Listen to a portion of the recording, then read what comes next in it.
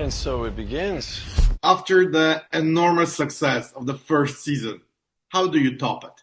Like, what topics do you guys choose, and how do you want to show us the ER from the pit in a little bit different angle this time? I don't think we try and top ourselves. We just try and do as best as we can. And, you know, there's so many stories out there that haven't been told.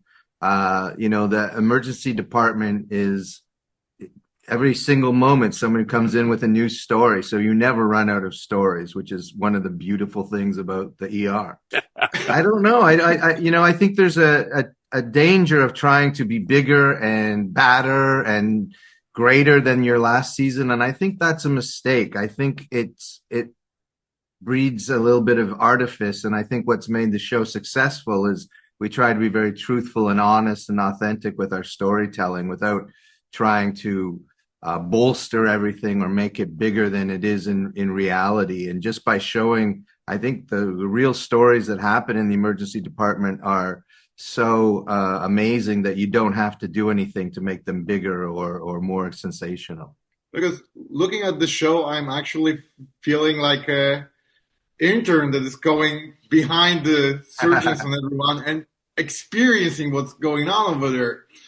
I know that you were going for this feeling, right? Absolutely. That's exactly what we're trying to do. We always talked about it as you have a day, you're going to spend an entire day behind doctors and nurses just following them around. So it's, yeah, you absolutely caught on to what we were trying to do. So yeah, I guess we did it okay. Yeah. It's meant to be an immersive experience. How do you combine the things that we see on ER with the lives of the people that are working there? Because you blended it perfectly. I think that one is not heavier than another. It's like equal stories that are combined.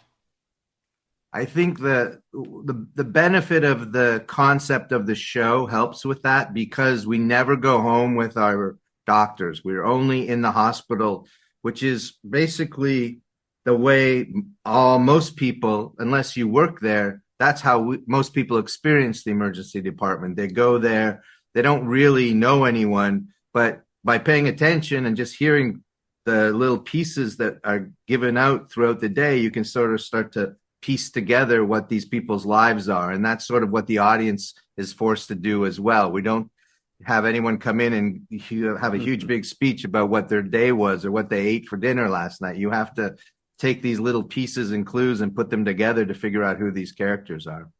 Especially in the second season when we start with the information that our main character is going on sabbatical. And we will lose him probably after this shift.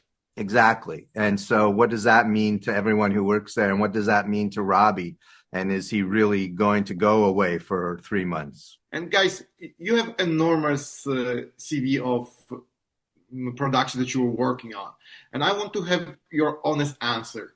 What is in the medical series that people are loving it so much all over the ages? Because this is one of the formats that people always are tuned in and they want to watch it. What is it in this genre? Well, I think we all are going to come into contact with the hospital for ourselves and for our loved ones, for friends, and we have fears about it. We're not sure what it is.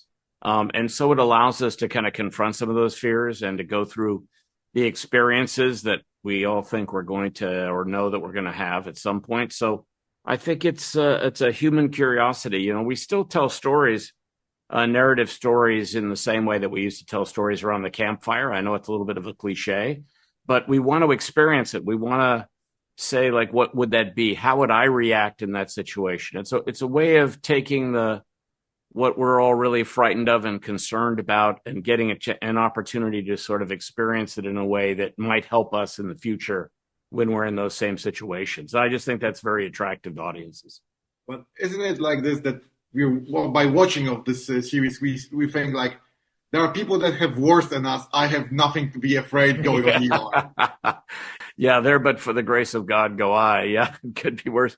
But I also think we come into contact with people, particularly in emergency rooms, for very short periods of time, and we don't know them, but our lives or our loved ones' lives are in their hands.